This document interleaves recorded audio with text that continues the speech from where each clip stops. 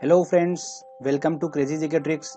दोस्तों, आज इस वीडियो में मैं आपको साइंस में फिजिक्स का टॉपिक लाइट को अच्छे से डिस्कस करूंगा। दोस्तों, बहुत ही ज़्यादा इंपॉर्टेंट है। अगर किसी कॉम्पिटिटिव एग्जाम में अगर हम बात करें तो साइंस एक बहुत ज़्यादा इंपॉर्टेंट रोल प्ले करता है। और साइंस का जो पार्ट है फिजिक्स, उसमें लाइट का टॉपिक जो होता है, इससे क्वेश्चन बनता ही बनता है। ठीक है फ्रेंड्स, तो आज का लेक्चर दोस्तों आप ध्यान से सुनिएगा। पूरा लेक्चर मैं आपको अच्छे से समझाऊंगा। उसके बाद दोस्तों मैंने एक टेस्ट तैयार करा है, वो भी आपको मैं पैरेलली साथ में समझाने के बाद टेस्ट लगाऊंगा। तो दोस्तों आप पूरा लेक्चर ध्यान समझिएगा तो आसानी से आप उस टेस्ट में क्वेश्चन क्लिक कर पाएंगे। ठीक है फ्रेंड्स, तो चलिए हम अच्छे से समझते हैं और फिर हम टेस्ट देंगे। चलिए स्टार्ट करते हैं। दोस्तों, हमारा पहला जो टॉपिक है वो है रिफ्लेक्शन ऑफ लाइट। इसको हिंदी में बोला जाता है प्रकाश का परावर्तन। ठीक है फ्रेंड्स, तो चलिए हम देखते हैं कि प्रकाश का परावर्तन क्या है। जब दोस्तों इसको ऐसे समझेंगे कि लाइट जब चिकनी सरफेस पे टकराती है, ठीक है, तो वो टकराने के बाद एक दूसरी डायरेक्शन में लौट जाती है। ठीक है, तो इस घटना को हम क्या बोलते हैं? प्रकाश का परावर्तन बोलते हैं। ठीक है, तो देखिए दोस्तों, ये यहाँ से सन से जैसे कि ये लाइट आई यहाँ पर, ठीक है, जैसे कि आप डायग्राम में देख रहे हैं, और यहाँ पर ये सरफेस है, ठीक है, चिकनी सरफेस है, यहाँ पर वो टकराकर लाइट वापस से वातावरण में चली गई। आप जिसे देखा आपने, तो ये ध्यान रखिएगा बस कि रिफ्लेक्शन ऑफ लाइट क्या होता है। टकराने के बाद वापस उसी मीडियम में चली जाती हैं वो, तो इसको हम क्या बोलते हैं? Reflection of light. ठीक है, चलिए आगे और नेक्स्ट हम समझते हैं।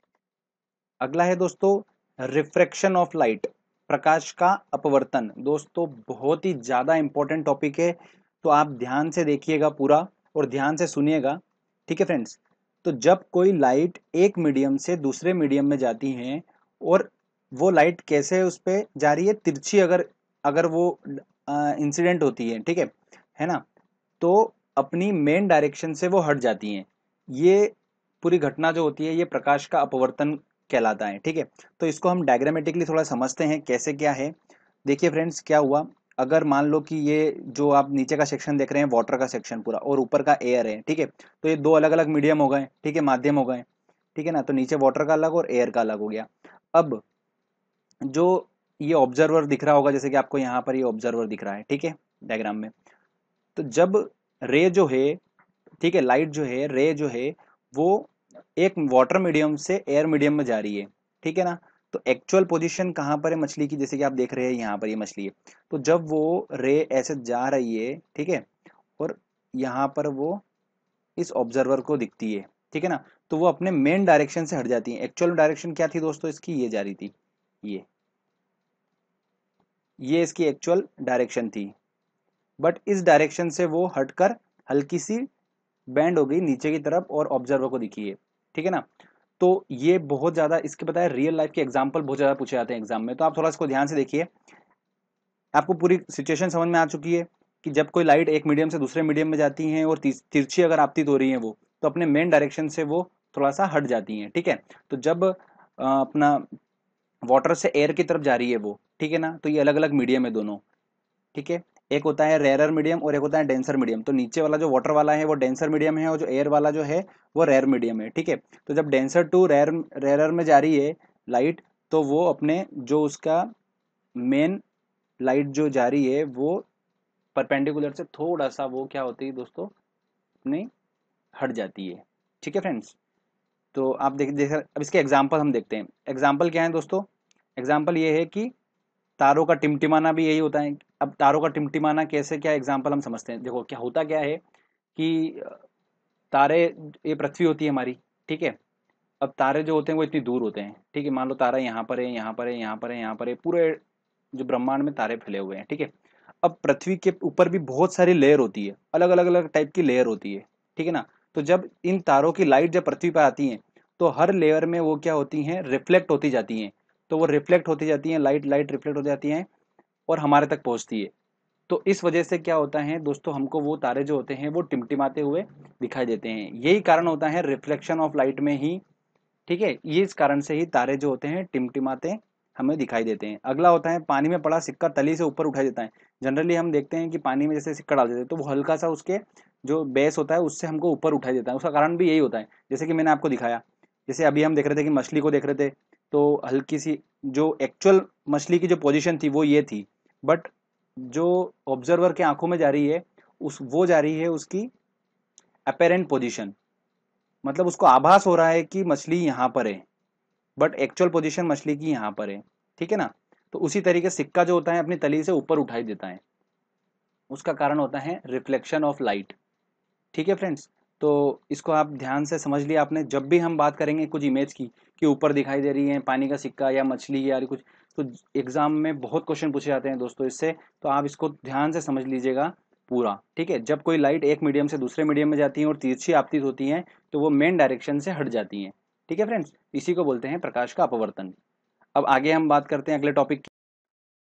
अगला टॉपिक आता है दोस्तों हमारा टोटल इंटरनल रिफ्लेक्शन। ठीक है, इसको हिंदी में बोला जाता है प्रकाश का पूर्ण आंतरिक परावर्तन। ठीक है, अब इसको समझते हैं। अभी हमने समझा दोस्तों अपवर्तन, समझा हमने रिफ्रैक्शन, समझा हमने। तो आप जैसे कि यहाँ पर डायग्राम में देख रहे हैं, जैसे कि यहाँ पर देखिएगा, ये देखिएगा पोजीशन को। तो यहाँ पर क्या हुई दोस्तों, देखिए दोस्तों आप ये कि डेंसर मीडियम से जब रेरर मीडियम में अगर कोई रे जा रही है, तो हमने बात करी थी नॉर्मल से, जो इसका नॉर्मल है ये सेंटर में यहाँ पर, ये इस नॉर्मल से क्या होती है वो हल्का सा हट जाती है, दूर हट जाती है। ठीक है ना। तो अब ये पहली पोजीशन थी हमारी। ठीक है। अगर मैं ये किसी एंगल से जरूर ये जारी होगी, यहाँ से किसी एंगल से जारी होगी। ठीक है, एक मीडियम से दूसरे मीडियम में। अगर इस जो इंसिडेंट एंगल है इसका, ठीक है, आपतित कोण है, अगर मैं इस इंसिडेंट एंगल को अगर थोड़ा सा बढ़ाता हूँ, ठीक है ना, जैसे कि सेकंड वाली इमेज में देखिए आप, कि सेकंड वाली इमेज में अगर मैंने इंसिडेंट एंगल को थोड़ा सा बढ़ा दिया, ठीक है ना, तो ये क्या हुआ, जो रे थी एक मीडियम से दूसरे मीडियम में जा रही थी, तो ये वापस सरफेस पे निकल गई। ठीक है, सरफेस पे निकल गई। ओके, दूसरे मीडियम में गई नहीं है। तो इस एंगल को क्या बोलते हैं दोस्तों, क्रिटिकल एंगल बोला जाता है, क्रांतिक कोण बोला जाता है हिंदी में। अगर मैं इस क्रिटिकल एंगल से थोड़ा सा और अगर बढ़ा दूं मैं अगर इस एंगल को, तो दोस्तों क्या देखिए क्या हो रहा है, ये जो रे जिस मीडियम से जा रही थी उसी मीडियम में वापस लौट आई। ठीक है ना फ्रेंड्स। तो इस पूरी सिचुएशन को, इस घटना को क्या बोलते हैं हम, टोटल इंटरनल रिफ्लेक्शन, पूर्ण आंतरिक परावर्तन की सिचुएशन इसको बोला जाता है। Okay friends. तो इसके जो मेन एग्जाम्पल्स हैं वो बहुत ज़्यादा इंपॉर्टेंट है, जो कि पूछे जाते हैं एग्जाम में। मैंने आपको सिचुएशन पूरी समझा दी कि क्या एक्चुअल में पूर्ण आंतरिक परावर्तन क्या होता है, अपन ने वो समझ लिया है। अब हम थोड़ा सा इसको एग्जाम्पल देख लेते हैं। तो पहला हमारा एग्जाम्पल है हीरे का चमकना। ठीक है। तो हीरे का चमकना वो ऐसा क्यों होता है, हीरे का चमकना, इसका कारण मैं आपको बताता हूँ, देख सुनिएगा दोस्तों। हीरा जो होता है उसका जो क्रिटिकल एंगल होता है वो बहुत ही ज़्यादा कम होता है, लगभग 24 डिग्री के समथिंग उसका क्रिटिकल एंगल होता है। ठीक है। तो जब कोई प्रकाश जो होता है, जब कोई लाइट होती है, जब वो हीरे में जब प्रवेश करती है अंदर, ठीक है, इंटर करती है, तो उसके जो अंदर की सरफेस होती है उस पर बार बार टकराती रहती है और वहां पर उसका पूर्ण परावर्तन होता रहता है बार बार। ठीक है। टोटल रिफ्लेक्शन होता रहता है बार बार वहां पर। फिर क्या होता है, जब बार बार उसका रिफ्लेक्शन अंदर रिफ्लेक्शन होता रहता है, तो वो किसी ऐसी सरफेस पर टकराती है जहां पर उसका इंसिडेंट एंगल अगर 24 डिग्री से कम होगा, तो वो हीरे से क्या होती है, बाहर आ पाती है। तो ऐसा क्या होता है, बार बार होता रहता है लगातार। तो इस वजह से क्या होता है, हमें हीरे को जब हम देखते हैं तो हमको टिमटिमाता हुआ वो दिखाई देता है। तो उसका मेन कारण ये होता है। ओके। अगला हमारा दोस्तों दिखाई देता है हमें कि रेगिस्तान में मरीचिका दिखाई देना, मतलब हमको ऐसा प्रतीत होना कि वहां पर कोई चीज है, जैसे कि पेड़ का अपने को इमेज अगर उल्टी दिखाई देना, ठीक है, जमीन पे दिखाई देना, पेड़ नीचे दिखाई देना, और पानी का आभास होना। तो ये जो चीजें होती है, ये जो होती है, ये एग्जाम्पल है टोटल इंटरनल रिफ्लेक्शन का, ध्यान रखिएगा दोस्तों। उसके बाद पानी में पड़ी हुई परख नली जो होती है हमको चमकीली टिमटिमाती हुई दिखाई देती है। पानी में हवा के जो भरे बुलबुले होते हैं वो टिमटिमाए देते हैं। ठीक है। और ऑप्टिकल फाइबर, इसमें भी टोटल इंटरनल रिफ्लेक्शन होता है। तो आप ये जो आपने देख लिया दोस्तों एग्जाम्पल, ये आप बिल्कुल ध्यान रखिएगा। ये एग्जाम में कितनी बार पूछे गए हैं, तो आप इनको बस अच्छे से स्टडी कर लीजिए, इनको समझ लीजिए, आपको ये आसानी से याद हो जाएगा फंडा। ठीक है। चलिए हम आगे टॉपिक को समझते हैं। तो फ्रेंड्स अगला हमारा टॉपिक है डिस्पर्शन ऑफ लाइट। ठीक है, ध्यान से समझिएगा इसको, वेरी इंपॉर्टेंट है। इसमें होता क्या है कि जब प्रकाश जो होता है वो प्रिज्म से होकर गुजरता है, तो अपवर्तन मतलब रिफ्रैक्शन के पश्चात क्या होता है, प्रिज्म की बेस की ओर झुकने लगता है। ठीक है। और साथ साथ विभिन्न रंगों में बढ़ जाता है। इसे ही हम क्या बोलते हैं, डिस्पर्शन ऑफ लाइट या प्रकाश का वर्ण विक्षेपण कहते हैं। ओके फ्रेंड्स, तो आपने ये इसकी मेन फंडा समझ लिया कि डेफिनेशन है क्या। अब दोस्तों इसमें मेन आप एक बात ध्यान रखिएगा कि जो हमारा सूर्य जो होता है, ठीक है, जो सूर्य की लाइट होती है, हमारी सन की जो लाइट होती है, ठीक है, उसमें अलग अलग कलर्स होते हैं। तो उसमें लाल कलर जो होता है, रेड कलर, ठीक है ना, उसकी वेवलेंथ जो होती है, तरंग दैर्ध्य, ठीक है, तो वेवलेंथ जो होती है वो सबसे ज्यादा होती है किसकी, रेड की। ओके। और सबसे कम जो होती है वो होती है बैंगनी की। ठीक है, इसकी सीरीज होती है पूरी, मैं आपको बता देता हूँ। और जो कलर जो दोस्तों देखिए, प्रिज्म के बाद जो ये स्पेक्ट्रम हमारा बना, तो इसमें जो कलर होते हैं वो 7 कलरों में डिवाइड होती है वो रे।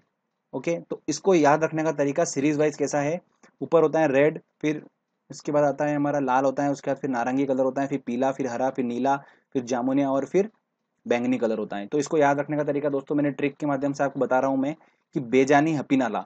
तो ये अपना एक आराम से याद रख सकते हो कि बेजानी हपीनाला, बेजानी हपीनाला। तो बैंगनी, जामुनिया, नीला, हरा, पीला, और नारंगी, और लाल।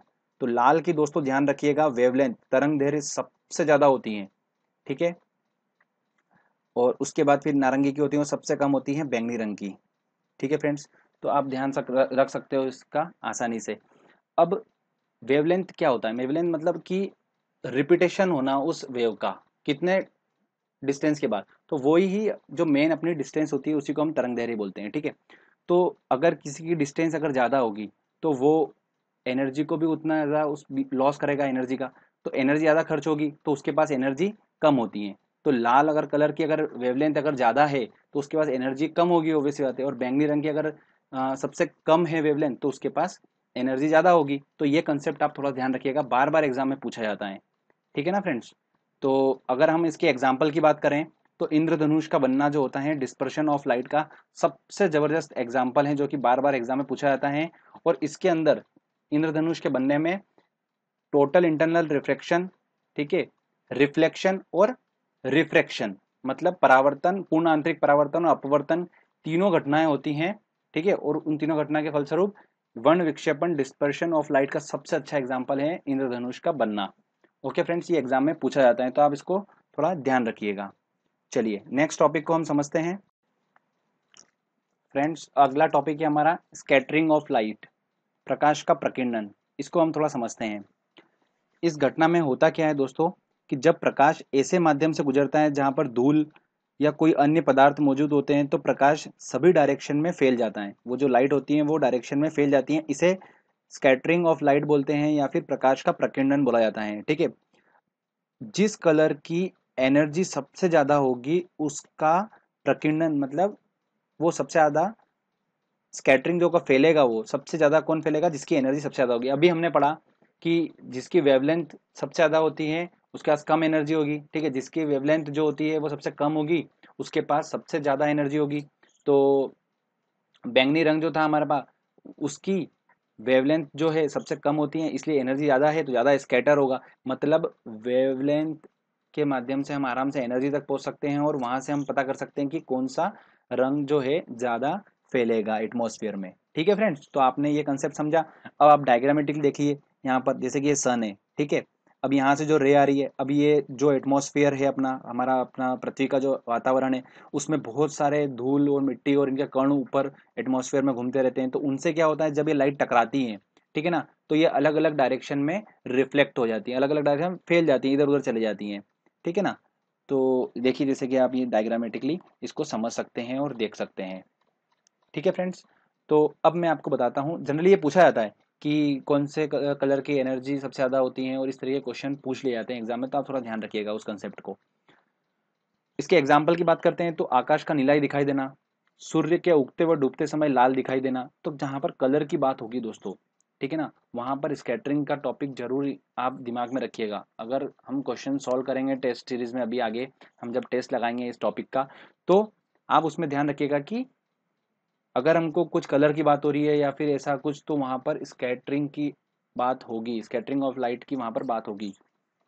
तो आकाश का नीला ही दिखाई देना ऐसा क्यों होता है, इसका रीजन मैं आपको बताता हूँ, ठीक है।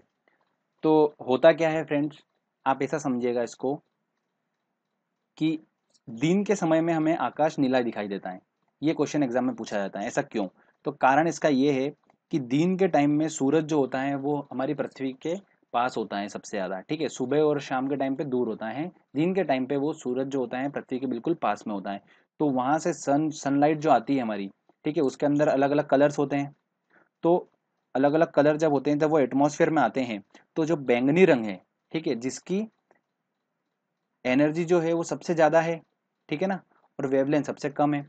एनर्जी ज़्यादा होने के कारण जब वो मार्केट में टकराती, जब वो एटमॉस्फेयर में टकराती हैं, ठीक है, धूल के कणों से, तो वो सबसे ज़्यादा फैल जाती हैं पूरे एटमॉस्फेयर में। और बाकी के जो कलर्स हैं वो भी फैलते हैं, पर उतने उतने ज़्यादा लेवल पे नहीं फैलते हैं जितना बैंगनी रंग फैलता है। तो बैंगनी रंग और बाकी कलर का जो मिक्सचर बन जाता है, तो उस वजह से एटमॉस्फेयर पूरा क्या होता है, नीला हो जाता है। ऊपर का जो हम देखते हैं ना, आकाश पूरा देखते हैं हम ऊपर का, तो वो पूरा नीला दिखाई देता है हमें। इस यही कारण है उसका कि सबसे ज़्यादा जो फैलता है वो बैंगनी रंग फैलता है, और बाकी कलर के साथ वो जब मिक्सचर होता है तो फिर हमें वो नीला दिखाई देने लगता है ऊपर। और ऐसा क्यों होता है कि डूबते टाइम और सूरज उगते टाइम हमें लाल दिखाई देता है?